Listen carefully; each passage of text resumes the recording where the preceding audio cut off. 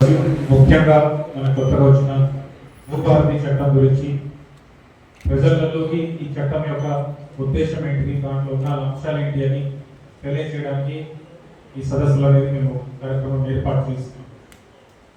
ఉద్దేశం వచ్చి ఇదివరకు చట్టాలు చాలా ఉన్నాయి, వాటన్నింటినీ ఒక చోటికి తీసుకొని వచ్చి ప్రజలకి ఎలాంటి ఇబ్బంది లేకుండా వాళ్ళు కొనుగోలు చేసుకున్న విక్రయించుకున్న వారి ఏవైతే భూములు ఉన్నాయో ఆ భూములని వారి మీద ఉన్న వాళ్ళ రైట్స్ కావచ్చు అవి కరెక్ట్గా ఎలా చేయాలనేది ఉద్దేశంతో ఈ చట్టం తీసుకురావడం జరిగింది.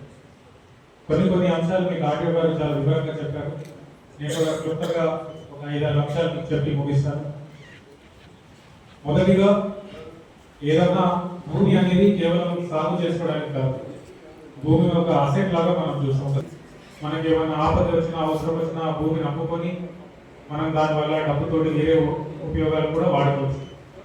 సో అది ఎక్కడైతే ఈ చట్టాలు మంచిగా ఉన్నాయో, ఈ విక్రయాలు అనేది ఈ భూమి నుంచి వాల్యూ తీసుకోవడం అనేది మంచిగుందో అలాంటి దేశాలు చాలా ముందుకు వెళ్తూ ఉంటాయి. మన తెలంగాణ రాజ్యంలో కూడా ఇది మంచిగా ఉండాలని చెప్పి ఇదివరకు ఉన్న చట్టాలలో ఇన్స్టెంట్ మ్యూటేషన్ అనేది లేకపోయాడు. అంటే నేను ఒక సుబ్రహ్మణ్యం గారి దగ్గర నుంచి భూమి కనుక కొనుగోలు చేస్తే ఆ కొనుగోలు రిజిస్టర్ దస్తావేజ్ అయిపోయిన తర్వాత మళ్ళీ తహసీల్దార్ కార్యక్రమంకి వెళ్ళి నేను ఇట్లా కొన్నాను, నా పేరు మీద పహానీలో కూడా పేరు మార్చుకుని చెప్పవలసి ఉంటుంది. ఇప్పుడు అలాంటి అవసరం లేదు. ఆటోమేటిక్గా ఇప్పుడు తహసీల్దార్ గారే రిజిస్ట్రార్గా ఉన్నారు, మనం తహసీల్దార్ గారి దగ్గరికి వెళ్ళి రిజిస్టర్ దస్తావేజ్ చేసుకోవచ్చు. ఆటోమేటిక్గా ఎవరైతే అమ్మినారో వాళ్ళ పేరు తొలగించి మన పేరు అప్పటికప్పుడే 1 నిమిషంలోనే మన పేరు వచ్చేస్తుంది. సో ఇది ఇన్స్టెంట్ రిజిస్ట్రేషన్ వల్ల మనకి ఇది జరుగుతుంది. అట్లానే మనం సక్సెషన్ అంటాం, అంటే ఎవరైనా పెద్ద చనిపోయినప్పుడు వారికి ఉన్న వారసత్వానికి ఎలా భూములు రావాలనేది. ఇదివరకు ఇంతకుముందు ఉన్న చట్టాలలో ఎలాంటి టైం లిమిట్ లేకుండే. తహసీల్దార్ దగ్గరికి అప్లై చేస్తే కొన్ని 2-3 నెలలు తీసుకొని కూడా ఇంకా క్లియర్ చేసుకున్న సందర్భాలు ఉన్నాయి. కానీ ఇప్పుడు వివరంగా ఈ చట్టంలో ఒక 30 రోజుల్లో అందరికీ నోటీస్ పుట్టించి ఎవరైతే అప్లై చేసుకున్నారో, ఎవరైతే మిగతా వారసులు ఉన్నారో వాళ్ళందరికీ నోటీస్ పుట్టించి దాని తర్వాత 30 రోజుల్లోనే తహసీల్దార్ గారు కావచ్చు, ఆర్డీఓ గారు కావచ్చు ఈ సక్సెషన్ దస్తావేజుని పూర్తి చేయాలి. ఒకవేళ చేయకపోతే 30 రోజుల తర్వాత ఆటోమేటిక్గా ఎవరైతే అప్లై చేసుకున్నారో వాళ్ళ పేరు మీదకి భూమి వెళ్ళిపోతుందని మనకి రూల్స్ లో స్పష్టంగా ఉంది. దీంట్లో గమనించవలసింది ఏంటంటే, ఇందాక మీకు ఆర్డీఓ గారు చెప్పారు, ఒక పెద్ద ఆయన చనిపోయినారు, వాళ్ళకి 4 ఎకరాలు ఉన్నాయి, 4 కొడుకులు ఉన్నారు. 2 కొడుకులు హైదరాబాద్ లో ఉంటారు, 2 ఇక్కడే ఉంటారు. వాళ్ళిద్దరు వచ్చి ఇప్పుడు అప్లై చేసుకుంటారు, మా నాన్నగారు చనిపోయినారు, మా పేరు మీద 4 ఎకరాలు చేసేయండి, మేము ఇద్దరమే వారసులు అని చెప్పి. ఇప్పుడు వాళ్ళిద్దరి మీద తహసీల్దార్ గారు చేసేసినారు అనుకోండి. ఇప్పుడున్న చట్టంలో దీన్ని మనం తిరిగి నలుగురికి చేయాలి. వాళ్ళు మిగతా 2 కొడుకులు వచ్చి లేదు తప్పు జరిగింది తహసీల్దార్ గారు, మాకు కూడా హక్కు ఉంది, మా నాన్నగారు భూమి కాబట్టి మాకు కూడా కొద్దిగా భూమి ఇవ్వండి అని వాళ్ళు కనుక చెప్తే కేవలం ఇప్పుడు మేము కోర్టుకు వెళ్ళమనే చెప్పగలుగుతాం. ఇది మీ కుటుంబ సమస్య, మా దగ్గర మీకు లేదు, మీరు కోర్టుకు వెళ్ళండి అని చెప్పగలుగుతాం. కానీ ఇప్పుడు ఒకవేళ ఇలా తహసీల్దార్ గారు పొరపాటు చేస్తే మీరు ఆర్టీఓ గారి దగ్గర కానీ కలెక్టర్ గారి దగ్గర కానీ అప్పీల్ ప్రొవిజన్ అనేది ఉంది. మీరు అక్కడికి వచ్చి తహసీల్దార్ గారు తప్పు చేసినారు, ఇది మాకు న్యాయం చేయడానికి మీరు చెప్పొచ్చు. ఆర్టీఓ గారు కలెక్టర్ గారు కోర్టు కూడా కండక్ట్ చేసి దాన్ని సరిదిద్దే అవకాశం ఇప్పుడు మనకి ఈ చట్టంలో కలిగి ఉంది. ఇది కూడా మనం గమనించవచ్చు. అదే విధానంగా ఇదివరకు ఉన్న చట్టాలలో గ్రామంలో ఏదన్నా సర్వే నెంబర్కి మీకు ఎవరెవరు పట్టేదారు, ఎంత విస్తీర్ణం ఉంది అదంతా అడిగితే ఆ పట్టేదారు అనుమతితోనే మేము మీకు ఇచ్చే అవకాశం ఉండేది. ఎవరైనా అనుమతి ఇవ్వకపోతే మేము బయటకు ఇచ్చే వాళ్ళు కూడా కాదు. ఇప్పుడు అట్లా లేదు. సర్టిఫైడ్ కాపీ అనేది తహసీల్దార్ గారు ప్రతి ఒక్కరికి ఇచ్చే అవకాశం ఉంది. అదొక్కటే కాదు, పహనీలు కానీ ఇవన్నీ కూడా ఆన్లైన్లో కూడా మనకి క్లియర్గా ఉంటుంది, ఎవరైనా కూడా వీటిని చూసుకోవచ్చు. లోన్కి వెళ్ళినప్పుడు కూడా బ్యాంకులలో కూడా ఈ రుణాలు క్రాప్ లోన్కి మనం అప్లై చేసుకుంటే 2 లక్షల లోపల కనుక ఉంటే ఇప్పుడు ఫిజికల్ పట్టా కాపీని కూడా అవసరం లేదు. ఏదైతే ఎలక్ట్రానిక్ ఫార్మాట్లో మనకి ఆన్లైన్లో కనిపిస్తుందో బ్యాంక్ వాళ్ళు కూడా కేవలం దాన్ని చూసి ఇప్పుడు లోన్ ఇచ్చేయాలని మనకి యాక్ట్లో స్పష్టంగా తెలియజేస్తుంది. మనకి ఎలా అయితే ఒక ఆధార్ కార్డు ఉంటుందో ఇప్పుడు ప్రతి భూమికి కూడా ఒక భూధార్ కార్డు లాగా ఇచ్చేసి, సో ప్రతి రైతుకి వారికి ఒక భూమికి ఒక భూధార్ కార్డు లాగా ఇచ్చి వాటి హక్కులు ఏంటి, మన శాటిలైట్ తోటి వాటి హద్దులు ల్యాండ్ లాంగిట్యూడ్ ఫిక్స్ చేసి క్లియర్గా ఎక్కడ ఉంది వారి భూమి, ఎంత విస్తీర్ణం ఉంది, అది కూడా త్వరలో ప్రభుత్వం సర్వేల ద్వారా ఎక్సర్సైజ్ చేసి ఫిక్స్ చేయడం జరుగుతుంది. అదే విధానంగా ప్రతి గ్రామంలో ఏదైతే ఇదివరకు ఒక రికార్డు ఉండేదో పహానీ కావచ్చు, గవర్నమెంట్ ల్యాండ్ రికార్డ్స్ కావచ్చు, ఇవన్నీ కూడా స్పష్టంగా ఇప్పుడు మన యాక్ట్లోనే ఇవన్నీ కూడా కీలకంగా ప్రతి గ్రామంలో మెయింటైన్ చేయాలని ఉంది. ఇవన్నీ కాకుండా సాదా మైనామాకు సంబంధించి చాలా మంది రైతులు 2020 సంవత్సరంలో అప్లై చేసుకొని ఉన్నారు. వాళ్ళకి ఇప్పటి వరకు వాటి మీద అవకాశం రాలేదు. ఈ యాక్ట్లో స్పష్టంగా అప్పుడు అప్లై చేసిన రైతులందరికీ కూడా మళ్ళీ కన్సిడర్ చేసి ఆర్డీఓ లెవెల్లో ఒక విచారణ చేసి వాళ్ళ కనుక నిజంగా ఎలిజిబుల్ కనుక ఉంటే వాళ్ళకి ఈ సాదా మైనామా కూడా రెగ్యులరైజ్ చేసి వాళ్ళకి పట్టా ఇవ్వాలని కూడా మనం గుర్తించడం జరిగింది. చివరిగా ఈ చట్టంలో కానీ దీనికి సంబంధించిన అధికారులు ఎవరైతే ఉన్నారో వాళ్ళు ఏమైనా కావాల్సినలా తప్పు చేసి మిస్టీరియస్ గా క్రిమినల్ యాక్టివిటీగా ఏమైనా డాక్యుమెంట్ ని అటు ఇటు చేసి ఇలా కనుక చేస్తే ఆఫీసర్ల మీద కూడా క్రిమినల్ యాక్షన్ తీసుకునేలాగా, అదే విధానంగా సస్పెండ్ చేసి వాళ్ళ సర్వీస్ నుంచి కూడా తొలగించేలాగా ప్రొవిజన్ మనకి చట్టంలో రూపొందించింది.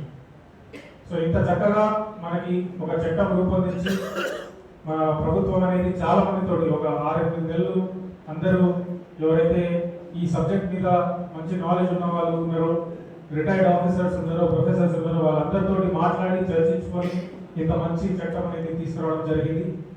చట్టం మీద అనుభవం అనేది మనకు చట్టం తెలియకపోతే అది ఒక తప్పు అవుతుంది.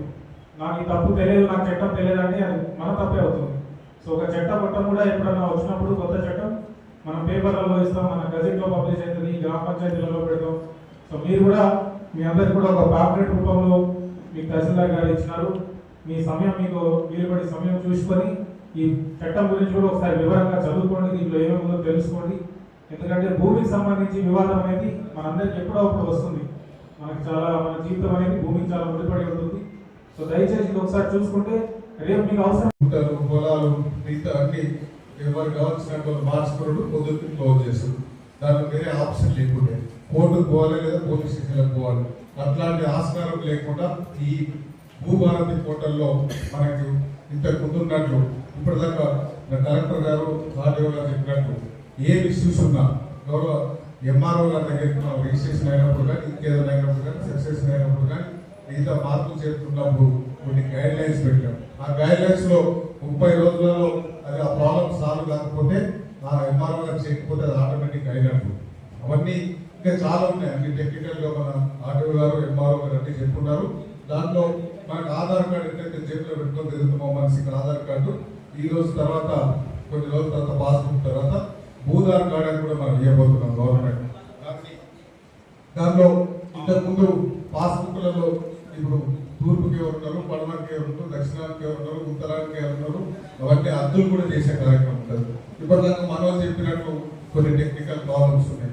అవన్నీ అన్నదమ్ములు పంచుకున్నప్పుడు ఆ వాస్తు ప్రకారం పెద్ద ఇక్కడ ఉండాలి, మధ్య చిన్నోడు ఇక్కడ ఉండాలి అని పెట్టే క్రమంలో ఈ పొలాల రేట్లు పెరిగినాయి కాబట్టి దాంట్లో ఆ సర్వే నెంబర్ ఒకటి ఉంటుంది, పొజిషన్లో ఒకటి ఉంటారు. దాని తర్వాత పాత కాలంలో గవర్నమెంట్ ల్యాండ్స్ లో 100 ఎకరాలు ఉంటే 200 ఎకరాలకు క్లోజింగ్స్ ఇచ్చుంటాం. ఇవన్నీ సమస్యలు ఉన్నాయి. అవన్నీ నాకు గడిచిన 9.5 ఏళ్లలో చాలా ప్రాబ్లమ్స్ ఫేస్ చేసినాం. తర్వాత అవన్నీ చేయడానికి ఒక అసైన్ కమిటీ అంతకు ముందు ఉండే, మళ్ళీ ఇప్పుడు ఎమ్మెల్యే అధ్యక్షతన మళ్ళీ అసైన్ కమిటీ కూడా ఈ చట్టంలో ఉంది. దాంతో పాటు ఇవన్నీ మనకి ఏమేమి ఇష్యూస్ ఉన్నాయో ఎంఆర్ ఆఫీస్ లో న్యాయం జరగకపోతే ఆర్డీఓ ఆఫీస్ లో అప్పీల్ చేయొచ్చు, ఆర్డీఓ ఆఫీస్ లో న్యాయం జరగకపోతే కలెక్టర్ గారి దగ్గర అప్పీల్ చేయొచ్చు. ఇవన్నీ ఈ చట్టాలు తీసుకొచ్చినాం. రాబోయే రోజులలో మనకు అందుబాటులోకి మన ఆఫీస్లో కానీ, ఆర్డీఓ ఆఫీస్లో కానీ, ఎంఆర్ ఆఫీస్లో కానీ ఇంకా ఏమైనా క్లియర్గా కావాలంటే అది చేసి తెలంగాణ రాష్ట్ర ప్రజలకు మనం ధరని రద్దు చేసి భూభారత్ తీసుకొస్తున్నాం. ఆ భూభారత్ని తీసుకొచ్చిన గౌరవ ముఖ్యమంత్రి గారికి మనం ఇక్కడ నుంచి అభినందనలు చెప్పాలి. దాంతో పాటు తెలంగాణ రాష్ట్రంలో చాలా స్కీమ్స్ ఇంప్లిమెంట్ చేస్తున్నాం. మనం ఆ రోజు పెట్టిన గ్యారంటీతో పాటు పెట్టినవి కూడా కొన్ని. దాంట్లో రాజీవ్ యువ వికాసంలో మనం చాలా రోజుల నుంచి 9.5 సంవత్సరాల నుంచి వాళ్ళు కొన్ని ఉద్యోగాలు ఇచ్చినారు. ఏం నోటిఫికేషన్ లేలే. అవన్నీ నోటిఫికేషన్ చేసి దాదాపు 76,459 ఉద్యోగాలు ఇచ్చినాం. ఆ ఉద్యోగాలకు అప్లై చేసుకొని డేట్ అయిపోయి వాళ్ళకి ఏజ్ అయిపోయిన వాళ్ళకి స్వయం ఉపాధి కల్పించాలన్న ఉద్దేశంతో మన అసెంబ్లీ బడ్జెట్ లో 6,600 కోట్లు గవర్నమెంట్ ఇస్తుంది. మిగతా బ్యాంక్ లింకింగ్ ఒక 3,500 కోట్లు, 10,000 కోట్లతో తెలంగాణ రాష్ట్రంలో యువకులందరికీ యువకులకు అందరికీ రాజు వికాసం పేరు మీద వాళ్ళకు ఉపాధి కల్పించబోతున్నాం. దాంతో పాటు తెలంగాణ రాష్ట్రంలో భారతదేశంలో ఏ ముఖ్యమంత్రి కానీ ఏ గవర్నమెంట్ కానీ ఇప్పుడున్న కేంద్ర ప్రభుత్వం కానీ ఎక్కడ చేయలేదు. హైదరాబాద్ ఉన్న జూబ్లీ హిల్స్ ఉన్న శ్రీమంతులు, బంజారా హిల్స్ ఉన్న శ్రీమంతులు, వనపర్తిలో ఉన్న సేట్లు, ఇక్కడ ఉన్న శ్రీమంతుల ఇళ్లలో సన్నబియ్యం ఎంతైతే తింటారో తెలంగాణ రాష్ట్రంలో 3,10,00,000 మంది బీదలందరూ సన్నబియ్యం తినాలన్న ఉద్దేశంతో అదొక స్కీమ్ చేస్తున్నాం. దానిలో మన పిల్లలు ఆరోగ్యంగా ఉండాలి, మనం ఆరోగ్యంగా ఉండాలి. అంతకుముందు ఆ దొడ్డు బియ్యం ఇస్తే అవి తీసుకెళ్లి రీసైకిల్ చేసేసి ఇంటికి కూడా తీసుకోపోకుండా మధ్యలో అమ్మేసి దాన్ని రీసైకిల్ చేసి మళ్ళీ అవే 30 రూపాయలకు 40 రూపాయలకు షాపులలో అమ్ముతుంటారు. అవన్నీ తగ్గించాలనే ఉద్దేశంతో ఆ బ్రోకర్లను తగ్గించాలి, అవన్నీ అవి కట్టడి చేయాలనే ఉద్దేశంతో అదొక పార్ట్ అయితే మన 3,10,00,000 మంది నిరుపేదలు ఆ సన్న బియ్యం చేయాలనే ఉద్దేశంతో అందరికి సన్న బియ్యం కార్యక్రమం చేస్తున్నాం. దీంతో పాటు వరి కొనుగోలుకు సంబంధించి పోయిన సంవత్సరం ఉమ్మడి ఆంధ్రప్రదేశ్ తో సహా ఎప్పుడు జరగలేదు. పోయిన సంవత్సరం 66 లక్షల ఎకరాలు దాదాపు, దానిలో 1,64,00,000 మెట్రిక్ టన్నులు మన వర్షాకాలంలో మన గొడ్లు వచ్చాయి. ఎక్కడ చిన్న ఇబ్బంది లేకుండా అన్ని మన గవర్నమెంట్ తీసుకున్నాం. దానిలో